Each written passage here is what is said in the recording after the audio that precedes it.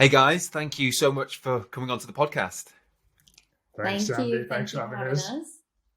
So you are podcast veterans, so you know how this all works. And I'm sure that many, if not all of our listeners will already know all about Andrew and Mary and the elite group. But if by any small chance there's anyone out there who doesn't quite know you and what you're up to and what you're about, could you give us a sort of a quick intro to you guys and your business? Yeah, absolutely. So it's Mary and Andrew, and we're both elite dwellings. We're architects by profession and property developers by choice. That's how we'd like to introduce ourselves, Yeah. anyway. And who's the boss? Mary's the boss. That's There's no, Everyone knows that. absolutely no hesitation there. So, and obviously, you guys this year joined our mastermind program, the Business and Property Mastermind, and it's a real pleasure working with you. And we've only just started because it's January at the minute, but I'm really excited to be working with you. And of course, I've followed you, and we've spoken a number of times over the last couple of years anyway. So I've felt like always had a really good insight into what you've been doing. But actually, as we've got to know each other more, it's been really interesting to find out much more about why you decided to do this. With these great careers as architects behind you, and also what you're doing and how you're doing it, which is what I'm really keen to share with our listeners today.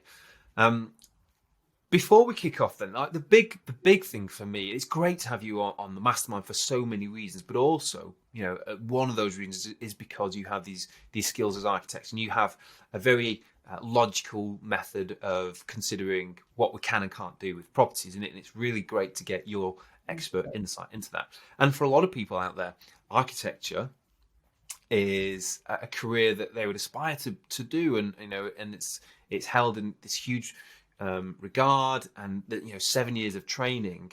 And I suppose the first thing I want to ask you guys is, why have you decided to build your own business? It's hard, in the HMO stuff, it's often dirty work. The architectural stuff, and actually I know a bit about the projects that you do seems quite glamorous. So why is it that you've sort of transitioned almost away from that full-time architectural role that you were both doing into running your own property business? I think you're saying that property is hard, and I don't disagree with that. But architecture is just as hard. It's not a 9 to 5. It's it's a 9 to 9 at least most days, and it can be very long hours. And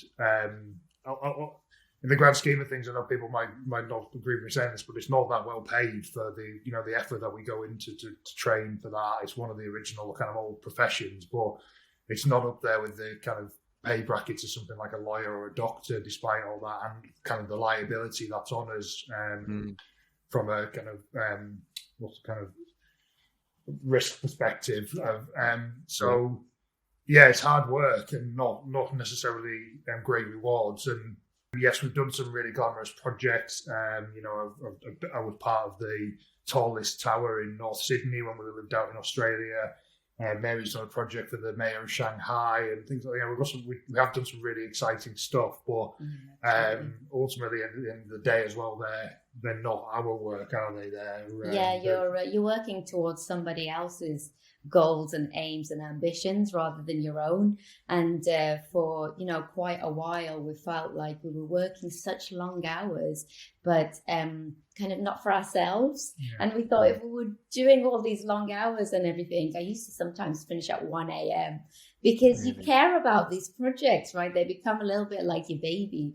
And then after a while, like, actually, I can do this myself, can't I? Yeah. And it's okay to get into the nitty-gritty of it.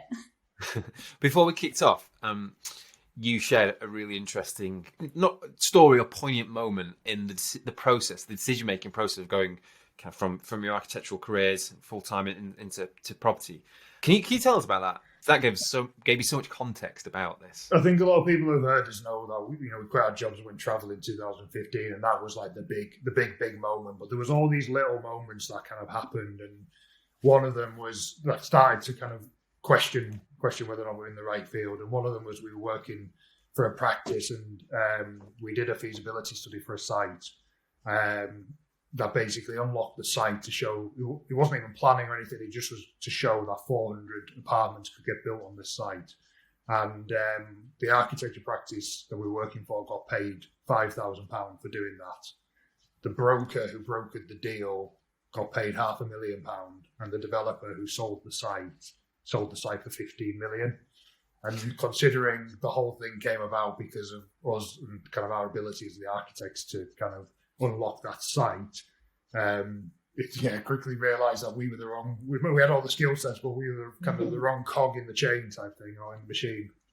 Yeah, was it like a wake up? I almost feel like a wake up moment. Yeah, it was a bit of a like. Even I remember my boss standing there being like, almost like, what the hell? Like, they just made 15 million and we made £5,000. You know what I mean? It was a real light bulb moment. Yeah. Gosh. So do you, Andrew? I mean, Mary, you're still teaching, and actually you really enjoy that, don't you? Absolutely, yeah. So I do part-time lecturing, and I lecture architecture and interior architecture, and I love it. Yeah, it's great. And Andrew, you're still, working in part, as an architect, in a firm, aren't you? So I still work full-time as an architect. Yeah. Is the long-term plan for you, Andrew, to be kind of full-time running your property businesses at some point in the future, or actually do you still enjoy keeping your toe in, and do you kind of need to do that for your professional sort of accreditations to keep that practice up? No, it's definitely the aims to get full-time into the property business. I feel like the property businesses that we have would give me enough of that toe dipping into and utilise the skills of the architect that I have, that I wouldn't necessarily need to still get that kind of kick necessarily or anything like that from an architecture job. Yeah. So we're going to talk about one of your case studies today. I've seen loads of the projects that you've done. Always love them. Fantastic. Thank you. And I'm really keen to look at that and some of the numbers in there, which are excellent. But before we do, you've got these fantastic skills as architects. You've worked on these amazing projects, and actually some of those projects have had GDVs that to most of us are almost sort of unfathomable. They're so big. And I guess the next logical question is why on earth HMOs? Would the logical step not have been to go into development yourselves and or build an architectural practice and maybe own the practice and earn a bit? Why HMOs? Yeah, it's a really good question. The simple answer is that, so we kind of came into the world of property, and there's lots of different strategies that you could potentially do. Most people tell you and encourage you to start at buy-to-lets, then move to HMOs, and then do estates and commercial and things like that. But we just, being architects, we couldn't imagine ourselves doing the buy, refurbish, refinance of just houses without kind of adding kind of real value, or doing like an extension or a bit massive refurb or anything like that. We just couldn't. We couldn't get our eyes up. We thought, oh, changing carpets and like paint colors in a kitchen, we can't do that. So we had to jump a step into HMOs before going, I suppose, stepping into commercial, right? Yeah, because then on the flip side, exactly as you said, Andy, I worked on a 400 bed apartment scheme in Manchester. So, development projects is probably our comfort zone. That would actually be where we would feel most relaxed, because it's what we were so used to in our day jobs. But the other big thing, the reason why we've got into property as well, was for this, build our own business, replace our jobs, income, etc. Yeah. So it was the cash flow side of things that HMOs appealed to us, whereas the development things, which we're starting to look to move into now, they're obviously a bit more kind of chunks of money, or even if you do keep them for cash flow, it's a longer process to get there for the cash flow. So HMOs kind of met that middle ground of big enough to scratch our itches and giving the cash flow for us to build up quite quickly. And what has your strategy been then with the HMO stuff? Because I assume like many of us, finding projects where you can recycle decent amounts of capital to continue growing the pot whilst also building up the cash flow, that's the real challenge. And I don't know about you, but I've certainly found that has become much more difficult over the last 5 years. In the last 18 months, it's really picked up pace. Finding those deals where you can force the value up has become harder, particularly in the student market where most of my interest is. But what's your strategy been, and how are you actually doing it? How are you building that business? Yeah. Well, we've got kind of two approaches. We do target property. So Leeds, we're in Leeds, and Leeds is a massive kind of Article 4 area. Yeah. So we have strategies that target inside and outside of Article 4. Inside Article 4 is harder, exactly what you're saying, you experience in Sheffield with kind of getting your numbers and getting your money back out and things like that. But we will literally have 20 people queuing outside the door to take a room off us when the property's finished. So it's the demand is there, the kind of guarantee of rent and minimal voids and stuff. But then obviously if you can't venture outside of Article 4 with some strategic due diligence and finding the right areas, and you can get into a family home and convert it into a HMO and get that uplift, and then you can get the money and get more money pulled out of it and kind of recycle your cash. So I think it's important to have a balance. It might be that you do it if you're thinking about getting into HMOs, you have it where you flip some of them you convert them into HMOs and you sell them off immediately as ready-made investments again to help build up that pot of cash. But I think you do need some form of strategy, don't you, to get some of your money back out to keep you growing. Yeah, it's interesting to hear you talk about that, because I don't think I hear a lot of people talk about it, and it's actually something that I think for a long time I was doing subconsciously, because there were material difficulties in actually just continuing to buy HMOs.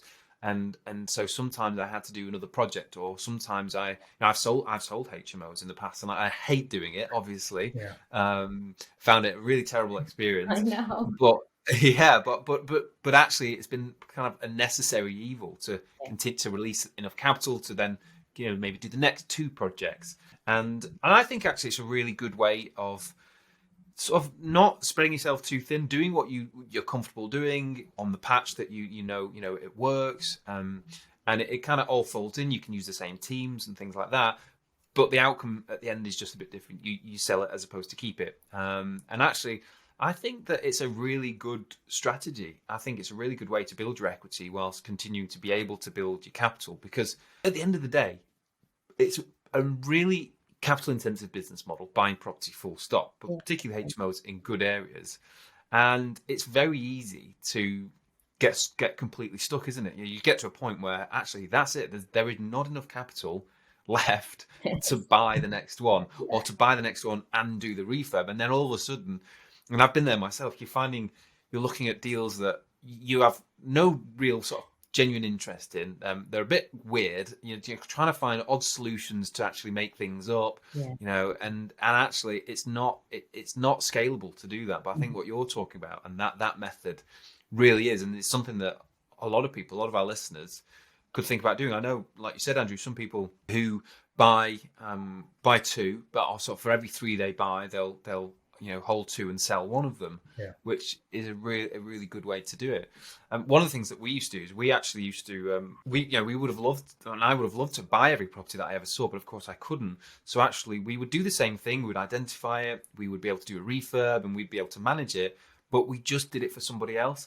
And actually the fees and what we were able to earn, as part of our business model, and this isn't for everybody, but that was also really good, because for every one of those we did, we could make about £15,000 to £20,000. And if you do 3 or 4 of those, you've sort of got the next one lined up. That's and right. You can move quite quickly with that stuff. So I'm always interested to hear how people are actually making how the cogs are working behind the scenes, because it from the outside it always just looks like people have an endless supply of money just to do deal after deal, and it's not the reality, is it? No, I think as well it's important to we discussed this last week, didn't we, at the mastermind, that yes, I'd quite like to get out of my work, and in all honesty we could do it with the current portfolio we have, but there's an element of having another income stream from somewhere else, and whether that's like my job, which obviously helps, or we do interior design projects for people, so there's another, which obviously is part of our skill set. And even if your skill set is not necessarily in property and it's a property related income stream, can you do something else? Can you, if you leave your job, and could you still consult in the field that you used to work in to help help generate some more income and help build up that pot of cash on the side, especially in the early days until your portfolio really starts to kind of get that snowball effect going and can almost build itself. Yeah, I completely agree. It's if you can find a solution to almost folding things in, that all kind of relate to one another. It's a great way to do it. I mean, that's sort of how I did it. And everybody knows me for the HMO stuff. And I do different things around HMOs, like manage it, and we do rent to rent, and I buy my own stuff and do some consultancy. And it didn't all happen at once, but actually over time they've all folded into one another. And I've just been able to build more experience, and I see a lot of people doing that in different fields as well, and in different ways, like you say, interior design and architecture. And I think it's a very clever way to build a business. I wanted to get out of my job as well as a physio, and so I had to transition slowly. Now, physio, there's not really much you can do with physio in property, but I transitioned and kind of did the part-time stuff, and gradually was able to build, get my portfolio to a point where it was able to sustain me. But I think that there are lots of opportunities for people, and I actually think that having an alternative income source or a trading business is the best way to build a portfolio, because it's just so capital intensive, and actually having that cash coming in alongside it, wherever that's from, actually that can fund the assets. And for most people, that we need that to fund the assets. So I think there's this big rush to leave our jobs really, really quickly. And I think it's really, really great to hear people like you who've got these incredible skill sets. You could obviously just sort of jump straight out into it, into the property stuff, but actually you've made very calculated and logical decisions, and you started to build sort of trading businesses around your portfolio, and everything's starting to fold in. So it's really interesting to hear that, and I think a lot of people actually should take that on board, because it does make the process of buying property much, much, much easier if you've got the income source. And I think so many people are told when they're kind of very early on, and it's a great thing to kind of suggest and build people up. But a lot of people are told, oh, you should go out, find the money, so find the investors and things like that, who could loan you, be like angel investors, loan you the capital, so you can buy your properties and things like that. And as we all know, there's only so much you can take back out in a refinance stage of every property, right? Before you get stuck and you're like, so sir, I don't really know how to pay you back. It's a huge consideration, isn't it? You've really got to plan that and plan contingencies for it. Absolutely around it. So I think we very quickly found out that it's very fair. It's great to get angel investors and to be loaned capital and cash, but to find a way for us to kind of use our knowledge to provide services that we don't have to pay the capital back. We were like, okay, now we have to think like that. We don't want to pay the cash back. So how do we do that? And I think the way you said that you use your knowledge to fold in these services, I think that's perfect, isn't it? To think of it that way. Well, I think that's a sort of a great bridge into the world of private finance, and I know that you guys really prioritize this in your business, and I want to talk to you about it. I often hear about people or sort of people teaching the idea of going and finding private finance, and I've always been very adamant, and this is from my own experience, that it's very difficult to go out and find private finance. But what is much easier is if you can build yourself a platform and a stage and allow finance to find you, it's and you maintain that, you can have a constant steady stream of finance coming your way. Now, it's all relative. I'm not saying you can do a few social media posts and all of a sudden there'll be finance coming at you. But would you agree with that? Do you feel like that's how it's worked for you? And have you done that, or did you actually go out and kind of go to meetings and try and find individuals that you could kind of pull into your business to give you cash? Multiple ways, really.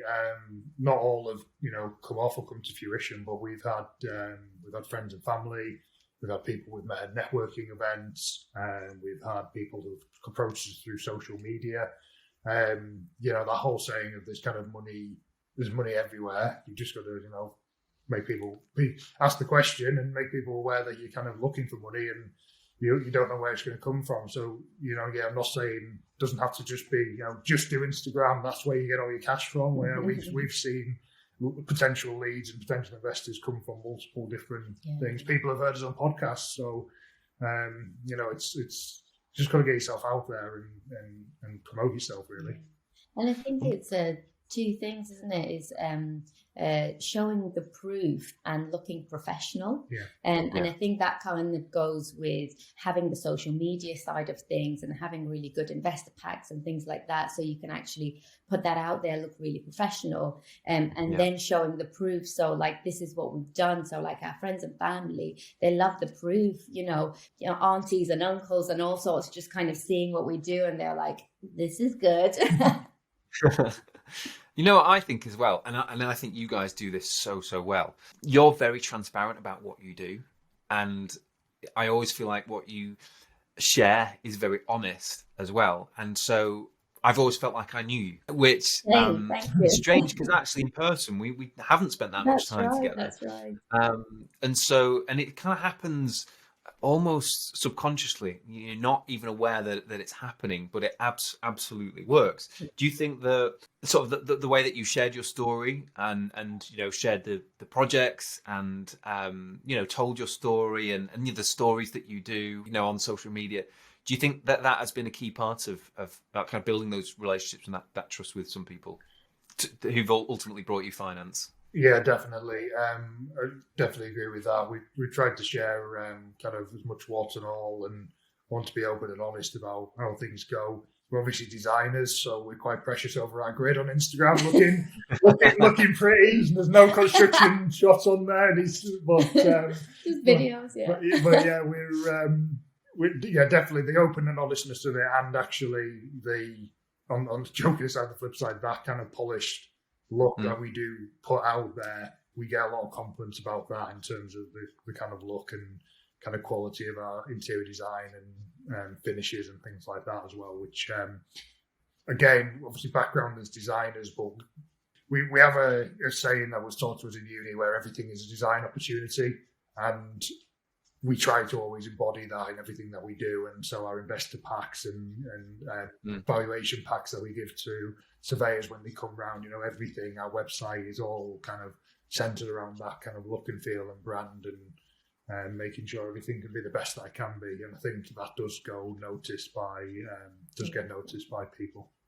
Yeah, and I'm actually just looking at your case study, which I've got on the screen in front of me, which we're going to come on to shortly. But the project just embodies what you said. Like I could look at this and I would know it's you just from what you do with your brand and how consistent you are with your brand and how good you are with the design elements. A lot of people would, including myself, struggle to do projects like this. It's clearly done by. You do lovely stuff.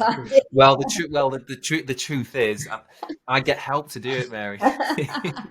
So I can't do it. I actually can't do it. I struggle. Leveraging is fantastic. Yeah, I can see. I kind of know what I want, but I struggle to pull the pieces together. If you told me to dress and stage a property, you would end up with very sort of conflicting things in there. And actually, so I get help with that. And it's like things like the graphics and stuff. I'm not very creative at all. I just my brief is just like, I want this to look really cool. Love it. and here's the stuff that's worked before, and then I give it to my friend who he's great with the design and he really helps me. But you guys are so consistent with it. I love the whole the brand and what you do with it. It really is fantastic. One thing I want to ask you is about networking. Then you guys. You're obviously very successful. You've obviously got multiple opportunities in property and to work with people in property. And one of the things that you've done this year is obviously join the mastermind with us, which is, like I said, it is an absolute pleasure to have you on board and great for all of us around the table for so many reasons. But I'm interested to know why you've decided to sort of almost get involved in programs like this and it's not just networking and it's not just learning, but it's also sort of a hybrid and combination, and you're doing other stuff as well. Why have you decided to do all this, and why at this point in your business, you guys are far from newbies in this. You know, you're absolute experts. So I guess a lot of people would be interested to know why you guys, with your experience, credibility, and knowledge, you know, why have you decided to do these sorts of things this year? I think this year was particularly good for us to join Business Mastermind, and you guys, yourself, Andy and Jade, are brilliant at bringing people together who are at a really, really good point in their business career. And we've kind of developed this, my property business, and then kind of these additional incomes that we bring in it. But we are, and we're systemized to an extent, but we really want to kind of up our game and really kind of focus on putting this business together so well, so it almost runs itself well without us being in it all the time. And kind of that's the focus that we really wanted to have this year. And we thought, you know, coming together with 12 other, 13 and 14, including yourselves, people who are really, really good at business, know what they're doing, have the knowledge, have the background, and can kind of help you in lots of different things that you may need, you know, for example, HMO issues, commercial building issues, you know, business issues, and really, really streamline what we're doing and, you know, focusing right. You can get distracted so easily. So just set our focus right. I think that's really important for us. Yeah. We also think we obviously are known for our HMOs and our got a HMO portfolio. You know, we do have a couple of buy-to-lets, and then we are looking to go into developments as well, bigger projects now, or interior design projects that we do. We do consultation one-to-ones. We have done mentoring in the past, so it is more about you know, it's more of a business as well, and it's like, you know, you called it before, kind of almost the elite group. It's not necessarily just about HMOs, and that's one of the things that really attracted us to the mastermind. And some of the conversations in the first session were just kind of mind blowing. We loved it. But I think it is important to be selective about. Do you have friends who sort of understand what you do, and like, can you sit with friends and talk about this sort of stuff and get advice and share advice? Because I mean, my friends know what I do, and they're always very supportive and interested, but it's not their field at all. It's totally, you know, it's totally foreign to them, and even my family. So I don't have that, you know, outside of, you know, things like the mastermind and my online network. I actually don't have that, and so it's hugely important for me. I think just on a very primitive level, just for my own sanity, to be able to bounce these problems, which often aren't even problems, but I've worked them up into problems, and someone just gives me a bit of perspective. But you asked the wrong person, and actually, yeah, my mum's brilliant. She's really supportive, but I told her some of the stuff, you know, that was going on. She'd freak out and probably freak me out more so. Yes. Do you have that like network and support immediately available, or have you had to go out because you're architects, or have you had to go out and actively find this and put it together? Yeah, we so let's just break it down slightly. So we came back to the UK in 2018 to start investing in property. I started heading into, so we had nobody kind of then. We'd done property training in Australia, so we didn't even have any contacts like from a course or anything like that in the UK. So we headed off to networking events. On our first networking event, met a guy, and then subsequently met his wife, who they're probably about 3 or 4 years ahead of us in HMOs, who are now kind of very, very close friends, and we're going into business with them on some of the development stuff. And they were amazing type thing, as that person who was, you know, just a few years ahead of us type thing, and really took us under our wing. Well, that was all we really had, I suppose, for that first kind of year or so, up until, strangely enough, up until when COVID happened and everyone went online, and all of a sudden we were on Zoom coffee meetings every week, and everyone's in all these WhatsApp groups were getting made and things like that. And now all of a sudden we have multiple kind of groups of all with different experiences and all in different fields and all these different people. Like, yeah, we can go to for answers and support and things like that. Where that some of them we've never even met before, but we've got to, because of the COVID world, got to know each other. And so, yeah, that's actually came out COVID very well. Like we grew our business, and then we've made loads of great friends and contacts and peers to help us with our business. So yeah, I definitely think we had to build it. but it's definitely something that you want to go and do if you're just starting out. It's like you said. I took my dad past this building where it's not quite over the line yet, but we're hoping to buy. And I told him how much we were paying for it, and he nearly fainted. So it's not even. I wouldn't even, in my head, to me, it wasn't even that expensive. So you've got to get the right context of the people that you're speaking to, and you're getting that advice from, and you're sharing your problems with, because you're right. A lot of people don't necessarily understand it. Yeah. I'm so bought into the idea that the relationships that I have and the contacts in the network will, in many ways, at some point in the future, help me. It might just be somebody knows something about something very specific, and I can just ask the right person. Or it might be, and in some cases, people that I've ended up doing business with, and we're putting an offer in on a piece of land this week with a couple of my business partners who, when I first met them, that was never the intention. It was just an opportunity to talk, share ideas, and you just never quite know. I guess it's that butterfly effect. But I place so much value on being around people who are doing similar things to me, because you just never know how they might be able to help you get where you want to go one day. I think as well, it's putting in that early when you're starting off as well, or when you are still, you've got your day job or whatever, it's keeping yourself motivated. Completely honestly, 2 weeks ago we had Leeds PPN and I just didn't want to go. I was just in one of those, feeling a bit, I just want to stay at home and sit on the sofa. And we ended up going. I met a guy who does development and was offering people to come and meet him for a coffee. So we'll have to meet him for a coffee this week.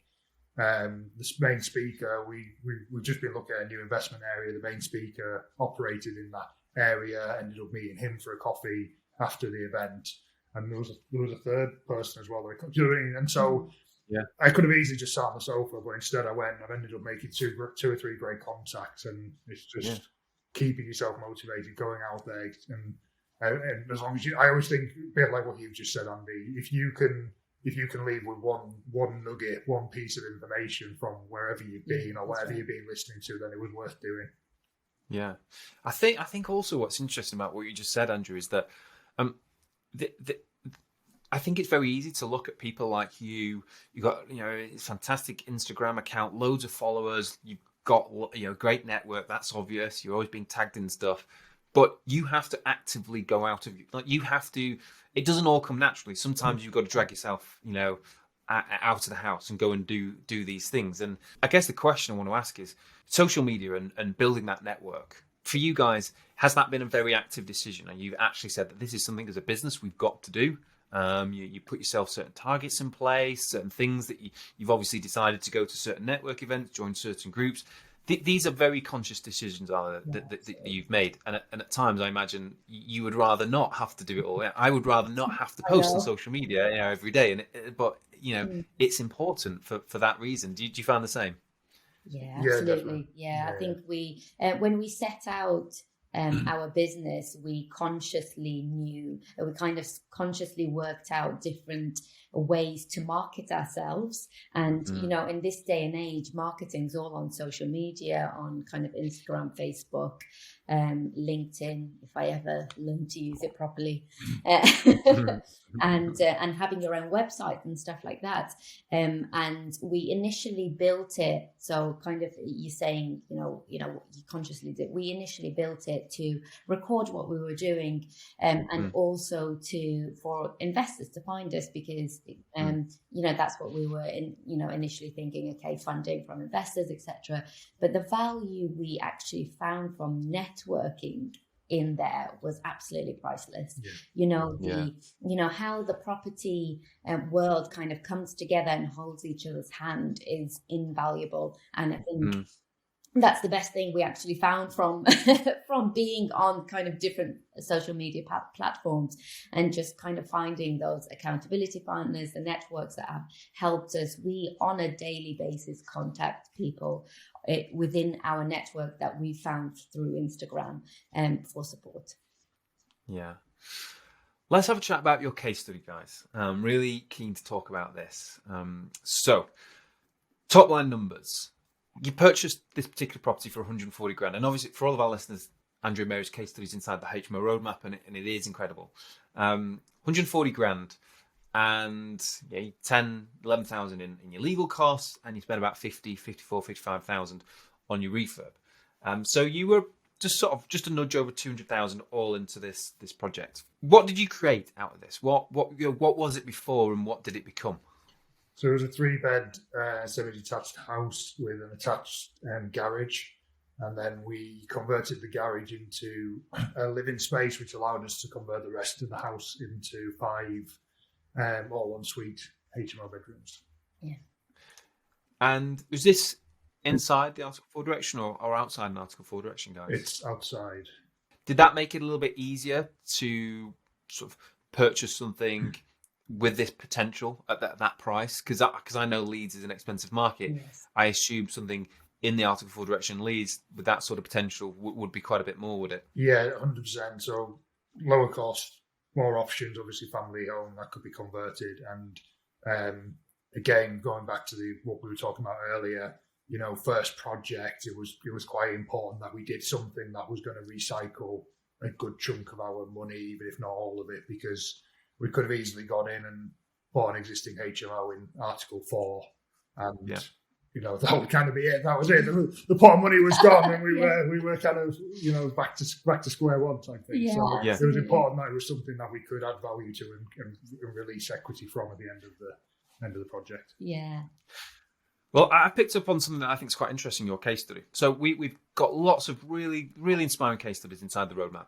And often I see a lot of stuff on social media of people sharing deals, they're getting all their money back, 50%, return on their capital and things like that. And actually, your eval on this was 220,000. So you added some value, but on paper, not a jaw-dropping amount. I think that would be fair to say.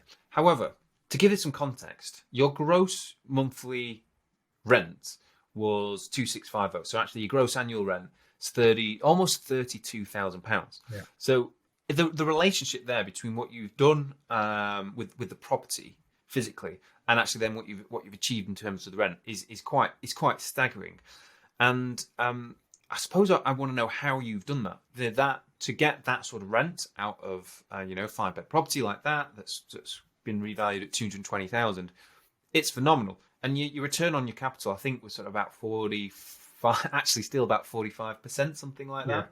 45%. So because your rent is so high, so how did you do that? How did you ensure that you were still able to achieve that really good sort of return on your investment? And did you know that the valuation would come in there? Had you hoped it would be more? Did you think it would be less? Did it sort of pan out as you expected in the end? A couple of things in there. So in terms of the kind of the values, we looked at, so there's 2 different aspects. One was the area. So the area was interesting because it was an up and coming area, and it still is an up and coming area. So we knew that there was a number of HMOs, not too many. It's a great area because it's got train station, shopping centre. There's loads of developments happening there. So there's businesses moving to that side, which we were like, right, okay, this is the area for us to buy this. It's outside Article 4, but it's getting bigger. So like the house price is going to go up. It has to. So that was the first thing that we were like, right, okay, let's get in here, and then trying to find a house that kind of has the opportunity to extend or like extensively refurb as well. So we, the first bit to get our good rents was kind of getting into the right area. And the second bit was, what we do naturally is we love designing great houses for people, and just kind of having that care and the finish, and the layout and the flow of the house and everything like that. So we really, really worked hard to put that in, to understand how the whole house works, how it flows, how the users will use it, and what walls should be darker colors, what walls should be lighter colors for people's kind of mental health and their calm when they're in their bedroom, right? So those 2 things allowed us to get good rents. People coming in, we were able to kind of say, okay, this is the rent per room for this house. And as well, adding on suites to all the rooms as well, because everyone kind of generally knows that having an ensuite increases your the rent you can demand. So all 5 rooms have got their own bathroom, which again puts each room up to the top kind of price bracket as well, doesn't it?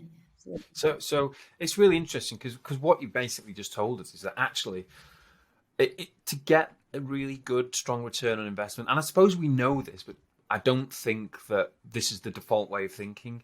To get a really strong return on investment, actually, if you really heavily focus on what you can get out at the back end in terms of really pushing the rents, it doesn't have to all be about what the revaluation has to be. And I think for a lot of people, I think that would be quite a poignant moment in today's podcast, because I think there's this huge anxiety on whether the revaluation will stack up. And actually, this didn't have to get revalued at 300,000 to make this an incredible deal. And I would say, with a return like that, that is an incredible deal. We don't get that. I don't get that where I buy my student properties. In the prime stuff, we don't get anywhere near that. So that for me is absolutely phenomenal. £1,500 a month net. I mean, I'm not sure what a kind of starting salary for an architect is, but I think it's so much context there. And actually, not a huge refurb, not one of those refurbs where you sort of almost balk at. We've had people on the show done £200,000 refurbs to really have to force that value up, but a £55,000 refurb with today's bloody costs and materials, very different. Actually, that's not a huge refurb, is it?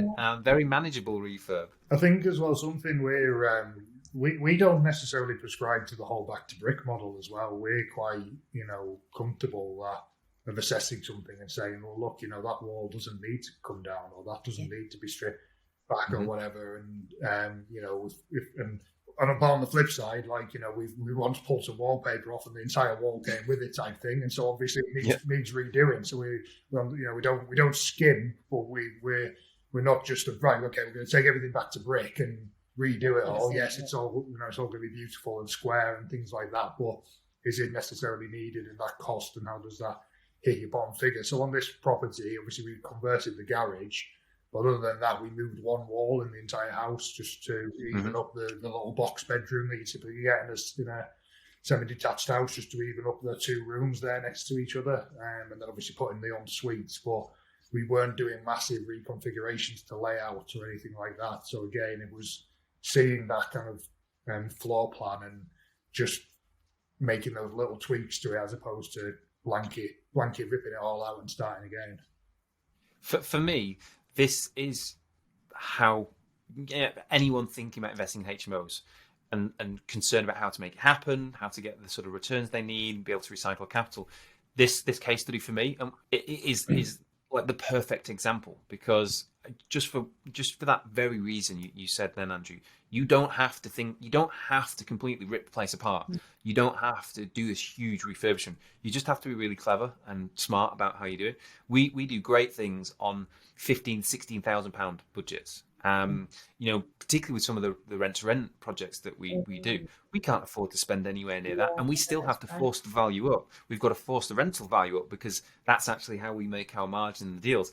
But if you're really clever about stuff, it's actually I think it's a lot easier than people think. I'm not saying it's easy, and we're gonna come on to that, but I think this is just a brilliant example. So we've talked about a lot of great stuff, lots of maybe the highlights of building property business and the things that have gone well. Tell me about the stuff that doesn't go well. You're architects. You guys probably know more than most of us about this industry. But does it all go well for you? Well, yeah, like you said, Andy, we're architects, so of course when we get on site, everything just goes swimmingly and so smoothly, and there's no issues whatsoever. But no, it can still happen to the best of us. So we had real issues with the builder on this project. It was just running. Looking back, it was quite obvious that they'd taken on more work than they could handle, and. Was this with other projects that they were doing simultaneously? No, it was. I think it was just. He was doing this job. This was just a big job for them. Too big for them. Yeah. And so the project was running behind schedule already. So we were meant to finish in February 2020, and it was running late, and ended up pushing us into COVID and the first lockdown happening in mid-March time. So we should have had this finished. We should have been going into COVID with this finished, fully let HMO, and instead we weren't finished. Lockdown happened, and the builder ultimately walked off site. Literally, I went round and he was just gone. Everything was gone. Right. So we won't go into too much detail about it. He then tried to claim a load of money off us. We tried to claim a load of money off him in response because it was things. So it all got very messy. But what ultimately ended up happening was we had to step in. We stepped in ourselves, and we thought, right, okay, well, look, we've got the skill sets, and let's get in and project manage this ourselves. We'll find our own tradesmen that we need to finish off the specific things like electrics and plumbing and things like that. We're probably about 4 weeks away from finishing the project. So, the majority was done. There was paint on the walls. The living space was kind of lagging behind. It needed a bit of work doing to it. And then the kitchen needed fitting and painting, things like that. But most of the other rooms were pretty much bar second fix electrics and bits of plumbing, wasn't it? So yeah, we stepped in and took over the project management and got it over the line during that first COVID lockdown. What did you learn from this sort of experience with this builder and this project then? I think primarily, just going back to the source of it, we thought we were architects and we were like, this is going to be okay, right? And we may have been a bit lenient, which is a really great lesson for us because you might have a skill set, you might have worked with lots of builders, contractors, and things like that in the past, but it was a much bigger scale and kind of downscaling. So we were used to the projects taking longer time and kind of having variations and things like that. But we hadn't we kind of literally dropped scale and we overlooked certain things. We overlooked how long it was taking, etc. And the fact that the builder, he'd promised us multiple people on site, but there weren't multiple people on site. We learned very quickly that we needed to be a lot more on it and a lot more aware of what was going on and kind of getting us, and that really got us used to the scale of project we were now working with. I think one thing as well that we've taken off the back of that project and is that you could see motivation waning in him as well, and actually having these project manager and having individual trades that we manage ourselves, because they're specialists in that specific task. So in theory, you're getting a better quality of product. But then also because they just come in, and so your electricians come in for a week or whatever and do the first fix, and then they go away. And then they come back to the same. They're full of motivation, they're full of energy because it's just a quick, short blast, and then they're off. You know what I mean? They don't have that kind of grind of being on site for 3 months in the same house, losing interest. So that helps as well. One thing that we pride ourselves on is we're very quick with our refurbs, and I think that really kind of contributes to that. Yeah. We're in and out. So I guess for anyone out there who's experiencing difficulties managing their own projects, it's not just you. We've got two very experienced architects on the show who have done multi-million-pound projects, and I'm sure the problems are much, much bigger on some of those. But actually, on the ground level, it happens to us all. Yeah. What can we expect to see from you guys this year? What are your goals? What are you trying to achieve? What are your objectives this year? Yeah, we're going to continue growing the HMO portfolio. We're actually looking, all our HMOs at the moment are professional, and we're looking at moving more towards the student market. So that's one thing. And then, we're looking at moving into kind of bigger developments. So we've got a purchase of a block of flats, hopefully going through. And then we've got some other things on the radar, which I won't delve into too much. But hopefully some bigger things, maybe some new build things as well on the ground. So that'll be exciting. Yeah. It certainly sounds exciting. And are there any opportunities for any of our listeners, to maybe work with you guys? You've got the interiors business, maybe someone who might be interested in investing with you. Are there opportunities this year? And if so, how best should people contact you? Yeah, absolutely. In all capacities, we do. As Andy quite well puts it, we have kind of wrapped everything, folded everything into our business. So we do kind of interiors, we do architectural consultancy, and we welcome people investing with us, and as well learning with us as well. And we're everywhere under Elite Dwellings. Yeah, Instagram's our favourite hangout, but yeah, feel free to hit the website and contact us through there. Anyway.